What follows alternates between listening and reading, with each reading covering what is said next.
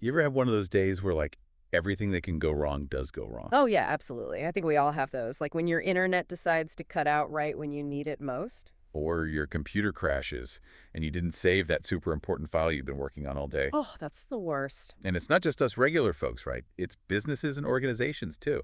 They're not immune to these unexpected hiccups. For sure. And for them, those hiccups can have huge consequences, way bigger than just losing a file, right? We're talking about potential disruptions to their operations, their services, even their reputation. Exactly. And that's why we're here today, to take a deep dive into something called ISO 22301.2019. Right. The international standard for business continuity management systems. It's kind of like a blueprint for organizations to build resilience. Exactly. A roadmap to help them prepare for and navigate those unexpected bumps in the road. And in this deep dive, we're going to focus on a very specific part of this standard, Clause 9, which is all about performance evaluation. Yeah, this is where the rubber meets the road. We're going to be acting as your instructors today, walking you through each part of Clause 9 step by step. Like we're in a classroom, just breaking down this important topic so you can really understand how organizations measure the effectiveness of their business continuity efforts. Sound good? Sounds great. Let's get started. All right, so first up, Section 9.1, Monitoring, Measurement, Analysis, and Evaluation. This is about how organizations constantly keep tabs on their business continuity management system, or BCMS. Think of it as a regular checkup to make sure everything's running smoothly. And the standard breaks this down into those four activities, right? Monitoring, measurement, analysis, and evaluation. So let's start with monitoring. What exactly does that involve? Well, monitoring is essentially about observing, checking, supervising, keeping an eye on how the BCMS, the processes, and the activities are functioning on an ongoing basis. Okay, so it's about constantly assessing the current status of the system, the processes, and the activities, making sure everything is working as it should be and that there aren't any immediate problems or concerns. Is that right? Exactly. And then we move on to measurement. So once you're monitoring, measurement comes in and tries to quantify what you're seeing. So putting some numbers to those observations. For example, instead of just saying, we test our backup systems regularly, measurement would involve saying, we've conducted 5 backup tests in the last quarter. Right, absolutely. And that gives you a much clearer picture of the BCMS's performance over time because you're collecting actual data. Okay, so we've monitored, we've measured. What comes next? Analysis. Now, this is where we start to make sense of all that data we've gathered. So looking for patterns, trends, anything that stands out. Yes, exactly. It's about identifying insights from the data collected through monitoring and measurement. For example, if you've been monitoring and measuring the time it takes to recover your IT systems after a simulated outage, analysis would involve figuring out if that recovery time is getting shorter, longer, staying the same. It's about digging deeper, you know? Okay, so analysis helps us understand the what of the data, and then finally we have evaluation. And I guess this is where we figure out the so what. What do we do with all this information? Right. Evaluation is the process of determining whether the BCMS actually meets the requirements of ISO 22301 and also the organization's own objectives. It's about answering the question, is this BCMS doing what it's supposed to do, and is it doing it well? Got it. So this whole process of monitoring, measurement, analysis, and evaluation, it's not just a one-time thing, right? No, absolutely not. This is an ongoing process. It should be happening all the time because things change, risks evolve, and your BCMS needs to adapt. Makes sense. So that was our deep dive into Section 9.1, the foundation of performance evaluation in ISO 22301. Let's move on to the next section, 9.2, internal audit. This is where things get a little more formal. An internal audit is a systematic, independent, and documented process. Okay, let's break those down one by one. Systematic, so there's a specific plan, a set structure for how the audit is carried out. Exactly. It's not just a random check. It's planned and structured, following a defined procedure. And independent, meaning the folks doing the audit are not directly involved in the activities they're auditing. That's right. This is crucial to ensure objectivity. You want an unbiased assessment, not someone grading their own work. Like you wouldn't want the person who developed the business continuity plan also being the one to say whether or not it's effective. Right. And finally, documented. This means there's a clear record of the whole audit process. Everything is written down, the findings, the evidence, the recommendations, everything. Okay, so that's what an internal audit is, but what's its purpose? Why do organizations go through this process? The main purpose is to objectively evaluate whether the BCMS meets what are called the audit criteria. And those criteria include. Well, First and foremost, the requirements of ISO 2E301 itself. Makes sense. It is the standard they're trying to align with. Right, but it also includes the organization's own policies and objectives for business continuity. So they're checking to see if their BCMS is not only compliant with the standard, but also meeting their own specific needs and goals. Exactly. Now, the standard mentions different types of audits. Can you explain those a bit more? Sure, so we have internal audits, which are also called first-party audits. These are conducted by the organization itself or by an external party acting on their behalf. So someone from within the organization or someone they hire specifically for this purpose. Right. Then there are external audits, which can be either second party or third party. And what's the difference? A second party audit is usually conducted by someone with a direct interest in the organization, like a customer or a supplier. So it's a way for them to assess the organization's business continuity practices. Exactly. And a third party audit is conducted by an independent auditing organization. These are often done for certification purposes. So if an organization wants to be officially certified as meeting the requirements of ISO 22301, they would need to undergo a third-party audit. Precisely. Got it.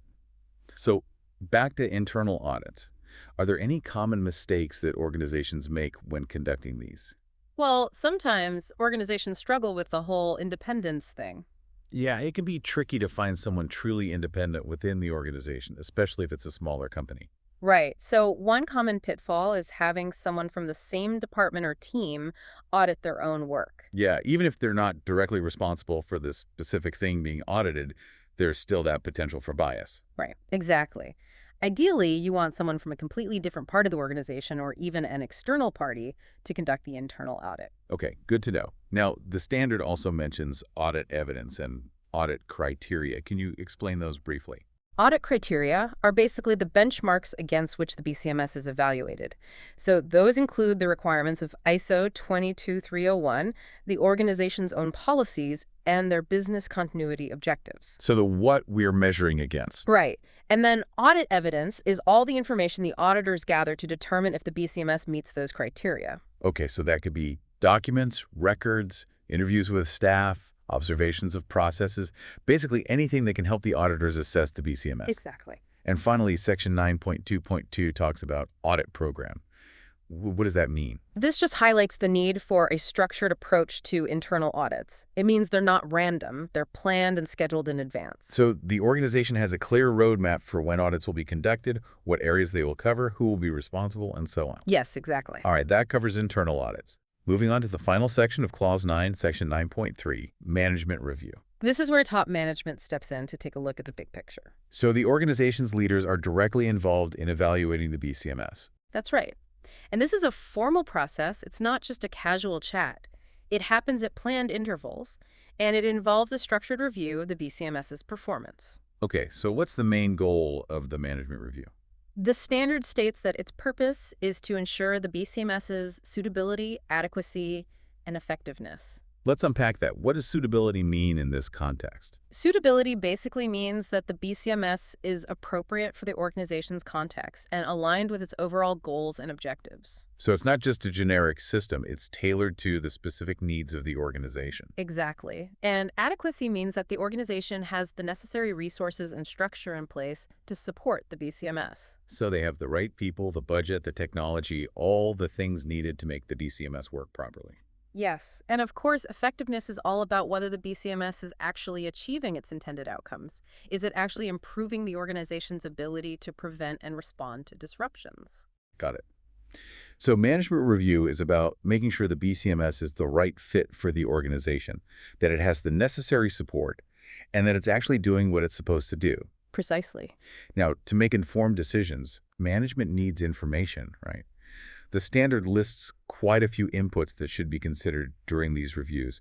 What are some of the key things they look at? Well, they'll start by looking at the status of actions from previous management reviews. So following up on any decisions or recommendations made in the past, making sure those are being implemented. Right, and they'll also consider any changes in the external and internal environment that could impact the BCMS. Like new regulations, emerging threats, changes in the competitive landscape, economic conditions, even things like staff turnover. or Hmm. changes in the organization's strategic priorities. Exactly. And they'll delve into the performance data from the BCMS itself, including trends and nonconformities and corrective actions. So looking at instances where things haven't gone according to plan and what steps were taken to fix those issues. Yes. And they'll also review the results from monitoring and measurement, the findings from internal audits, feedback from stakeholders, results from exercises and drills, and any opportunities for improvement. Wow, that's a pretty comprehensive list. They really get a 360-degree view of the BCMS and its performance. They do. It's a thorough process. And after considering all this information, what happens next? What are the outputs of a management review?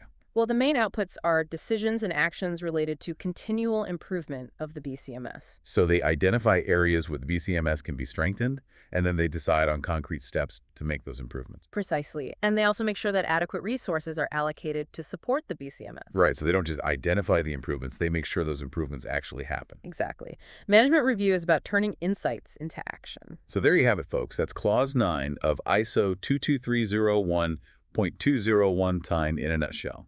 It's all about ensuring that business continuity management systems are not just static documents, but living, breathing systems that are constantly evaluated and improved. It's about organizations taking a proactive approach to building resilience, not just saying they have a plan, but actually putting in the work to make sure that plan is effective and adaptable. And that's important for everyone, right? Because when organizations are prepared, when they can keep operating even in the face of disruptions, it benefits us all. Absolutely. It means we can continue to rely on the services we need. It protects jobs. It stabilizes the economy. It makes the world a more resilient place. Exactly. So the next time you hear about an organization that's ISO 22301 certified, you'll know they've gone through a rigorous process to ensure they can handle the unexpected. And you'll have a better understanding of what that process entails thanks to our deep dive into Clause 9. Now, here's a question for you to ponder as you go about your day. Knowing what you now know about how organizations should be evaluating their business continuity efforts, what questions would you ask them to really gauge their level of preparedness? Food for thought. Thanks for joining us for this deep dive. Until next time.